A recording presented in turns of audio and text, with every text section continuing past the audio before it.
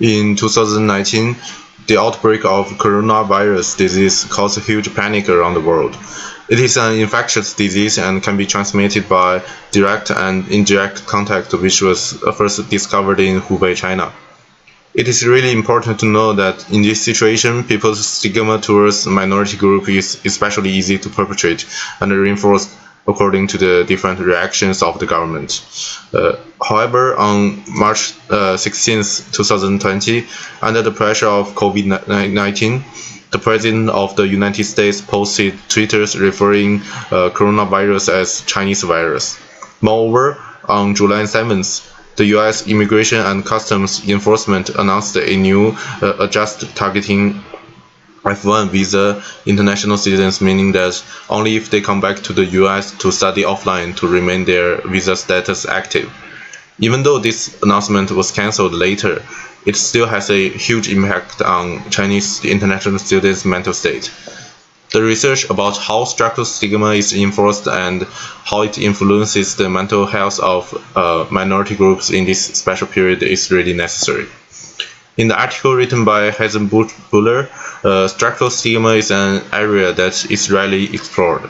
Different from individual stigma, structural stigma offers an institutional and cultural level which has profound influence on the stigmatized groups.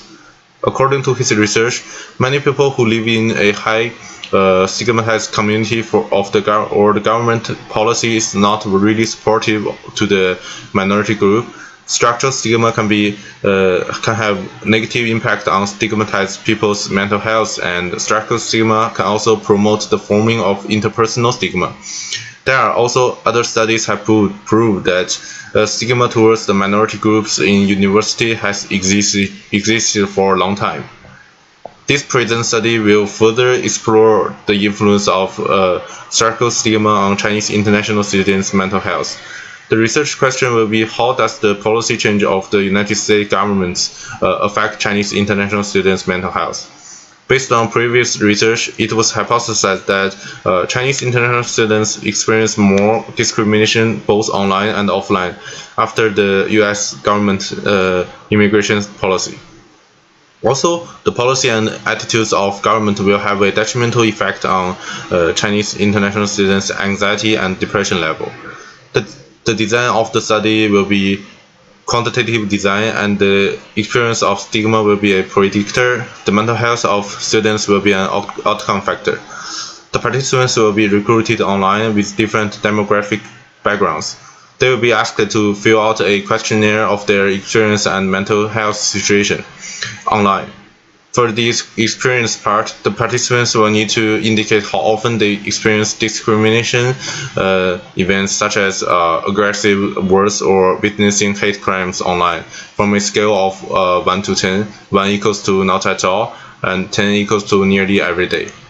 For depressive and anxiety symptom, a revised version of PHQ-9, Patient Health Questionnaire 9, will be used in this present study.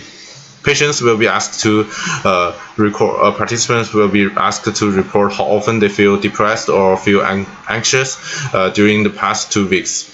The questionnaire will include descriptions like little interest or pleasure in doing things, feeling down, depressed or hopeless, and so on. After collecting all the data, the difference between different demographic background students will be compared and lead to a conclusion.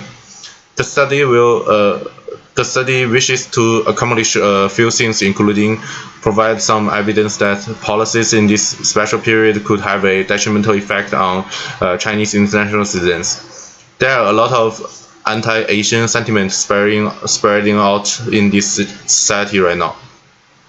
The misleading information throughout the internet and the ambiguous attitudes of government could deepen the stigma towards Chinese international students.